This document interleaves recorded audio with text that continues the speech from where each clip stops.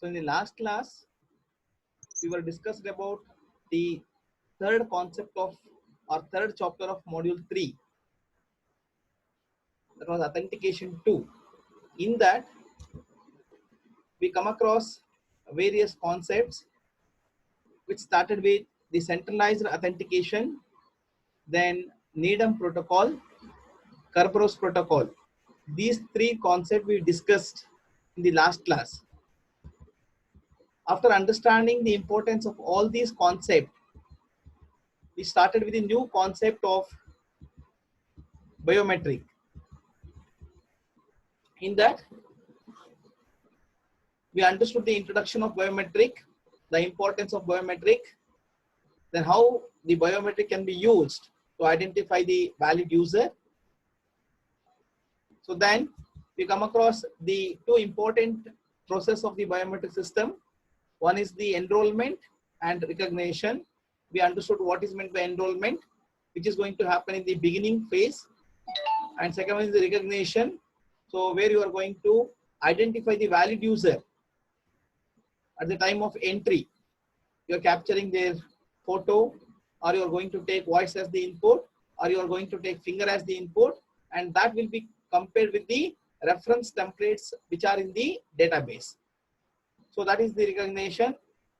Next concept, we understood about the two different scenarios in biometric. One is the authentication and second one is the identification.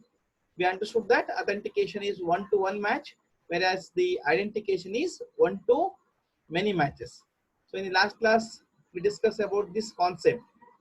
So we are going to take a photo. That photo will be compared with all the photos of the database. So then if it is able to match, then it is identification. Photo is matched, but after matching, it has to identify what is the name of the user. So it is going to give the name of the user as Chaitali. That is one-to-one match. That is called as authentication. Identification is identifying the valid user, and authentication is giving the information about valid user along with their name, address, and other things. That concept we discussed in the last class. And again, we discussed about the characteristics of the good biometric system, which involves basically three characteristics. One is the universality. So it means that you are going to take the input, same kind of input for all the users. If you're interested to take biometric input as fingerprint, you take fingerprint for all the users. If you're interested to take face as the input, you take face as the input for all the users. Don't take 10 people's fingerprint as input, 10 people's face as the input. That is not universality. Universality tells you need to take same kind of contribution as the sample for the biometric. And the second is uniqueness, which tells about the future of the human beings. It is unique in the nature. It is going to differ from person to person. And we discussed about the third characteristics as the permanence, whereas whatever the input we are going to give, they should be available for a longer time, whether it may be a fingerprint or face or voice, whatever it may be. But we know that these input is going to change after a long time. For example, the face of the person may not be same after a few years. The voice of the person may not be same. So depending upon his health and other issues. So similarly, the senior face of this fingerprint of the senior citizen is maybe it is going to change. So all these issues will come. So when you are going to take input as the biometric system. So after that, we need to start with this concept today. Here there are two case studies are considered. One is the fingerprint and second one is the ID scan. So today we'll discuss about these two things. So if you take fingerprint as the input, generally you take any biometric system in any organization, around 70% of the organization is running. They are identifying their employees, valid employees based upon their fingerprint as the biometric input. So a fingerprint is an impression left by the ridges and valleys of a human finger. You take a human finger, it consisting of two things, ridges and valleys. What is ridges? Ridges tells about region of high biometric pressure. Once you press any thumb of your finger, where it is going to put higher pressure, that area is the ridges, where you are going to get the actual input as the fingerprint.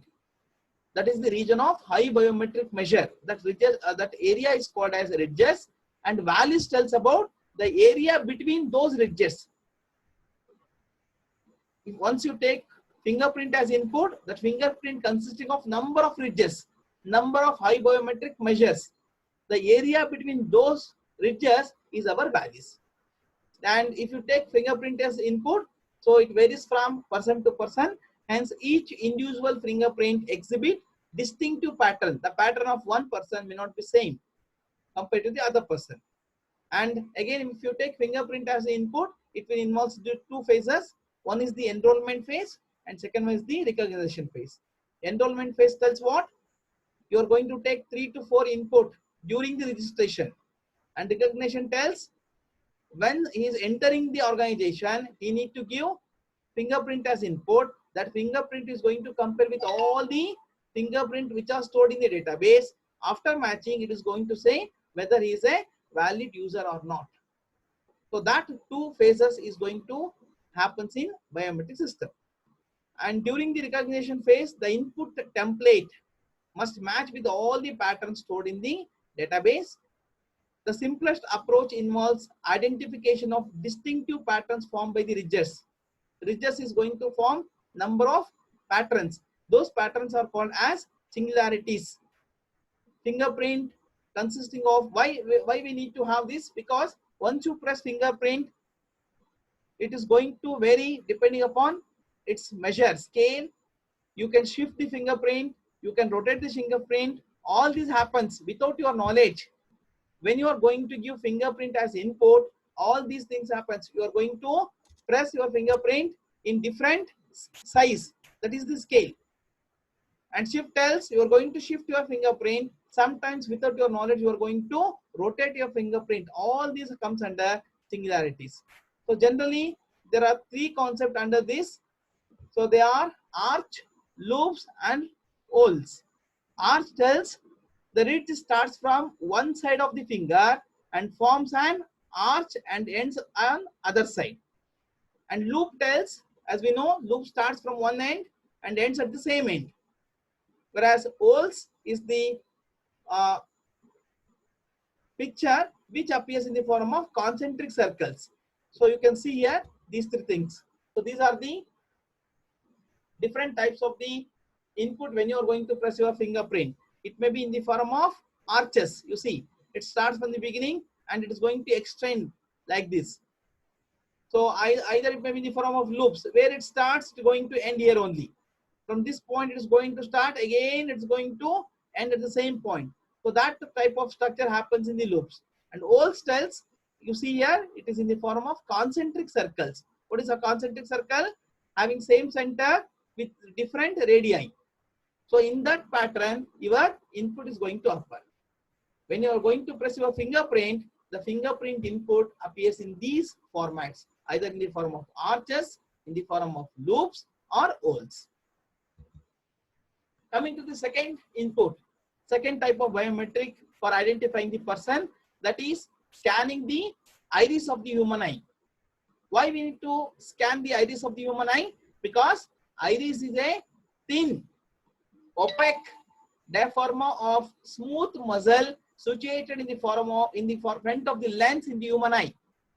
Iris is a thin, opaque. Opaque stands for non-transparent diaphragma of smooth muscle situated in the front of the lens in the human eye.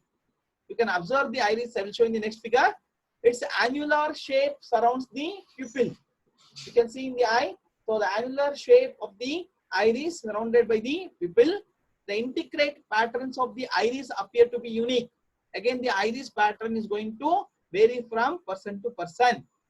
Two identical twins, if you take their iris also, again their iris also going to vary. The pattern of iris is going to stable with the age. What today we are going to capture your iris may not be same after 20 years. Because of the age factor, it is going to change. You can see here the process of iris recognition system. The process of iris recognition system. What is happening here? So the input is a person face. In that we are interested to capture only the human eye.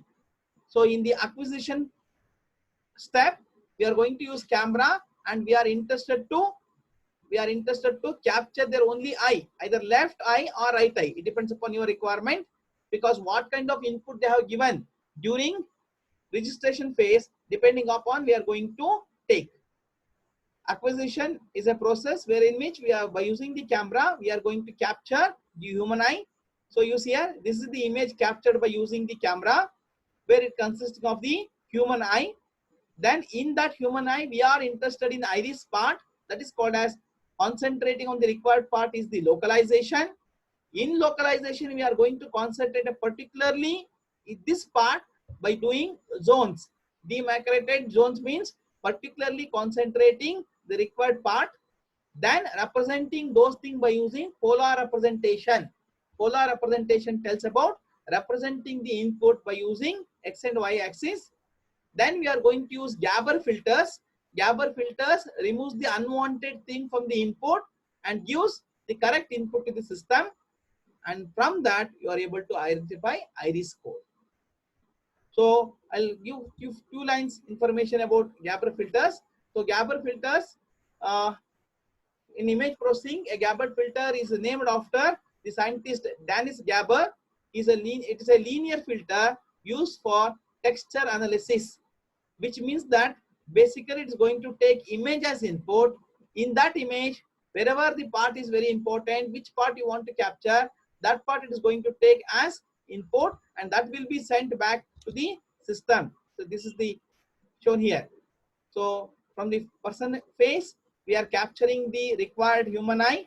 In that, we are concentrating the required part, that is localization, zooming that part, that is demarcated zone, and representing that part using polar representation. And by using Gabor filter, removing the unwanted things and concentrating only on the required parts. And from that, we are able to identify iris code. So that is happening. That is going to happen only when you are going to scan, when you are interested to take the human eye as input, right? So this is the concept with respect to the biometric. Understood? We discussed about biometric system by considering 2 cases. One is the fingerprint and second one is the iris scan. So this completes your 3rd chapter of module 3. Next, I'll go with the next chapter.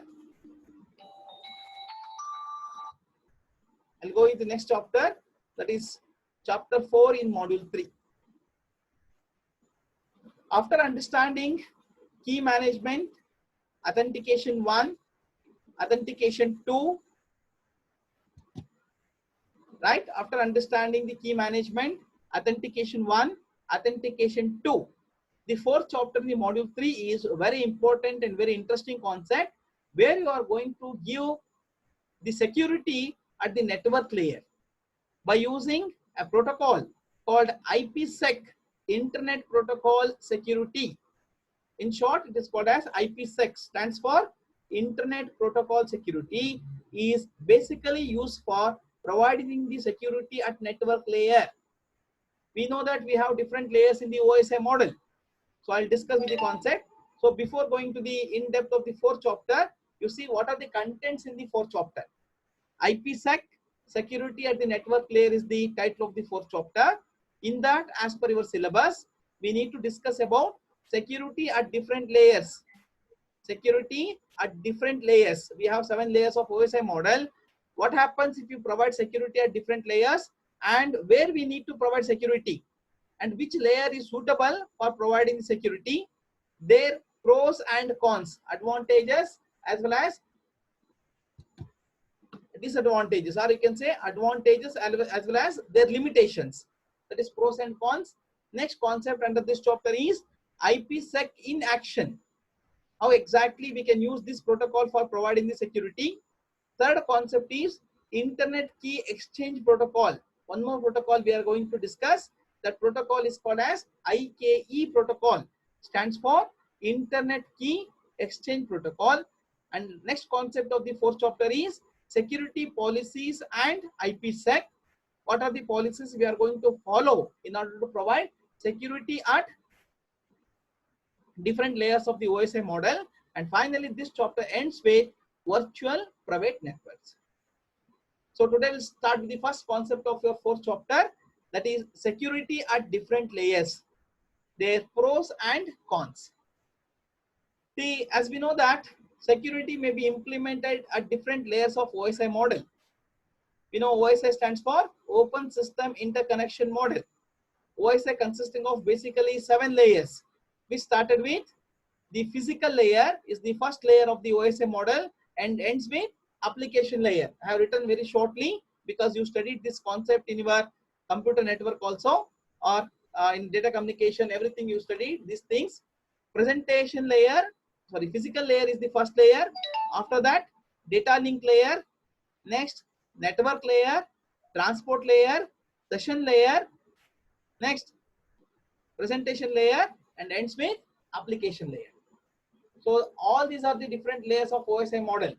So where we can provide security and why security is required at different levels, at different layers. So security is commonly implemented. You take providing security in the OSI model. Generally, security is always implemented in network layer. Why we are going to provide at network layer? Why only network layer? We'll discuss all these things in the future. Or security may be provided between transport and application layers.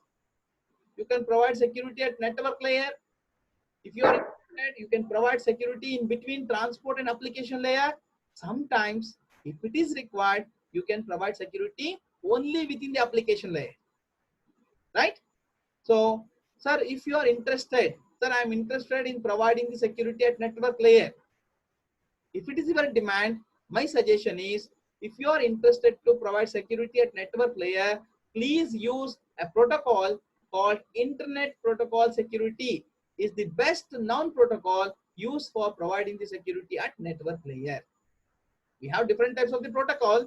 Out of that, depending upon the different literature survey, depending upon the performance of the protocol, so finally they decided to go for Internet Protocol Security to provide security at network layer. Apart from that, in this chapter, we are going to discuss 2 main IPsec protocols. IPsec protocol again includes other 2 sub protocols, and we'll discuss those 2 protocols and their modes of operation. Next concept is, so what is this? IPsec in action. I'm talking about second concept. First concept is completed. What is first concept? Providing security at different layers. As per the discussion, we come to know that providing security at network layer is better compared to the other layers. And if you are interested to provide security at network layer, better to use IPsec protocol as the protocol to provide security at network layer. So second concept tells about IP security in action. Sir, if you are interested, sir, we are interested in providing security. So by using IPsec at network layer, how it can be used? Why we need to use IPsec security network layer? IPsec security protocol to provide security at network layer. So I'll give few lines introduction about IPsec. IPsec has been designed by committee in the late 1990s. It was designed by a committee in the year 1990s. It was intended to protect against. Why this protocol was designed? Intention of this designing this protocol is to protect against from these things. What are those things? Sniffing, spoofing, hijacking, and denial of service. To protect from all these things, these are the terminologies where we are going to use basically in computer networks. What is meant by sniffing? I have written in short way. Sniffing is thefting the data, theft of data from the valid user. Spoofing is accessing the personal information of the user without his knowledge. Without the knowledge of the user, we are going to access their personal information. Hijacking. Hijacking means taking control of communication. Two people are communicating themselves. I want to come in the middle and I want to avoid their communication. I will take control on their communication. And that is hijacking. And last, denial of service, where indefinitely disturbing the services. So these things are going to happen in the network. Sniffing, thefting the data, spoofing, accessing the personal information of the valid user without his knowledge, hijacking, taking control of communication. When two networks are communicating, we are interested to take the control. And last, denial of service, where indefinitely our interest to disturb the services. What is meant by disturbing the services? For example, assume that you are interested to log into the internet. You are interested to use the internet. Assume that while entering the internet, you need to give your login name and password. First time you are going to give, it is not going to identify you as a valid user, or it is going to take more time for your response. If it takes more time for responding your login name and username to consider that you are a valid user or not, automatically what happens? You'll think that better, the network performance is not good. At this time, I'm not interested to go for internet. That is denial of service, intentionally disturbing the services. So all these can be avoided by this IPsec protocol. I will repeat, this IPsec protocol was designed in the 1990s. This kind of protocol is used to protect against sniffing, spoofing, hijacking, and denial of service. Apart from that, this protocol is used for providing the other services.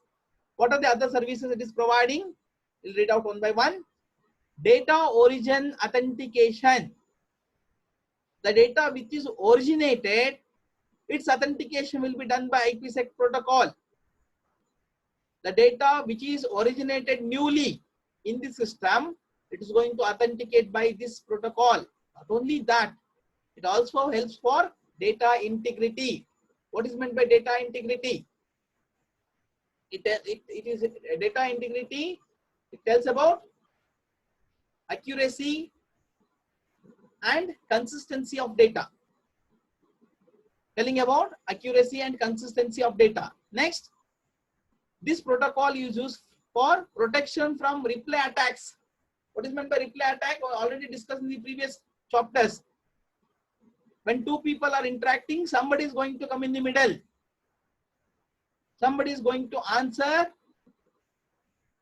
as a communicator, right? Protection from replay attack is also possible from this protocol. This protocol is held for data confidentiality. If you are interested to maintain your data very confidentially, please use your protocol, IPsec protocol, and partial traffic flow confidentiality is also possible, not complete. Partial traffic flow confidentiality. You can maintain traffic flow confidentially by using this protocol. That's possible. So the endpoints of the protocol can be, this protocol is used in between two hosts. Two host means, for example, I am the host and you are also interested to host, or I can say to communicate to administrators. This protocol is used. Sometimes this protocol is used in between two gateways. Gateway are the mediator to provide communication between two networks, or sometimes it is used in between host and gateway. So this is IPsec in action. IP, Internet Protocol Security, is used for protecting, sniffing, spoofing, hijacking, and denial of services. Apart from that, this protocol is used for authentication of original data, data integrity, protection from replay attack, data confidentiality, partial traffic flow confidentiality is also possible, and this protocol is used in between two hosts, two gateways, or in between host and gateway. So now we need to understand IPsec in action incomplete. So the concept is given again. IPsec Security Association. We need to understand what is this. So assume that when two people, they want to communicate securely, when two parties are nothing but here two networks, when they are interested to communicate securely, they need to establish security association with each other. I want to interact with you people, or you are interested to interact with me. It means that in between us, we should have an association of security. What I am going to say, you are not going to disclose to anybody, or what you are going to say, I am not interested to disclose to anybody. That is the association. Any nodes, any networks, if they want to communicate, they should establish what kind of association with each other? Security association. So next, here host is going to interact with other host, gateway is going to interact with other gateway, or host is going to interact with the gateway, or vice versa. So that will be done by using IPsec security association with number of nodes. What is this security association consisting of? Security association is a uniquely identified by a combination of 32-bit security parameter index.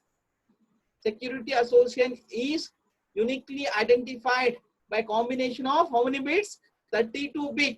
SPI stands for security parameter index and the IP address. What are the information we are going to write in security association which is of 32-bit? So now the information in a security association includes what it tells. Lifetime of the association. I'm going to interact with you people and you are going to interact with me. What is the lifetime? Maximum 1 hour, 1 day, right? So that is the lifetime. Second, IPsec mode, Internet Protocol Security mode. What kind of protocol it is going to use? It is going to work in two modes. One in the transport mode and other is in the tunnel mode. Transport mode means communicating by using outer header, and tunnel mode is by using inner IP packet. By using outer header, if two networks are communicating, that is the transport mode. If two nodes are communicating, if two networks are communicating by using inner IP packet, then it is tunnel mode. Next, cryptographic parameters. It is going to mention the security association includes cryptographic parameters. What are those? Cryptographic parameter includes various algorithms used for encryption, various algorithms used for integrity check, and other keys, public key, private key. And this security association includes 32-bit sequencing number, that is we call it as security parameter index. And this security 32-bit sequencing number is going to increase sequencing wise 1 by 1 depending upon the communication. How you are going to send the packet in the communication, depending on that sequencing number is going to enhance. And last, an anti-reply window which tells about for avoiding hackers who making changes in packet that travels from source to destination. So when source and destination they are interacting, when they are interacting, so you are going to transmit the packets. Nobody should attract or nobody should hack those packets. That will be identified by anti-reply window. I'll repeat. What is meant by IP security association? When two nodes, when two networks are interested to communicate, they need to establish security association. So security association is a combination of 32-bit sequencing number called as security parameter index along with IP address. Security association consisting of these things: lifetime, IP security mode, that is tunnel mode or transport mode, cryptographic parameters, 32-bit sequencing number, anti-reply window, right? Along with that, each IPsec packet contains a value of security parameter index in its header. I will show you that all those things in the next slide. And so how many security association is going to have? Security association between so many networks happens. All these are stored in security association database. What it tells security association database? That tells about how many networks are interested to communicate. And assume that I'm ready to interact with you and you are ready to interact with me. How many association we need? We need totally 2 association. One from my side and another for yours from your side. So that's why I'll repeat. Finally, it should be noted that two communicating parties A and B establish two essays, one for communication from A to B, another from B to A. So I'll stop this class at this point. So remaining time is only 2 minutes. So 4.2.2, that is about IPsec protocols. How many protocols Internet Security Protocol is having? In the beginning only I told. See here. This protocol contains two main IPsec protocols. Those IPsec protocols are these two things: authentication header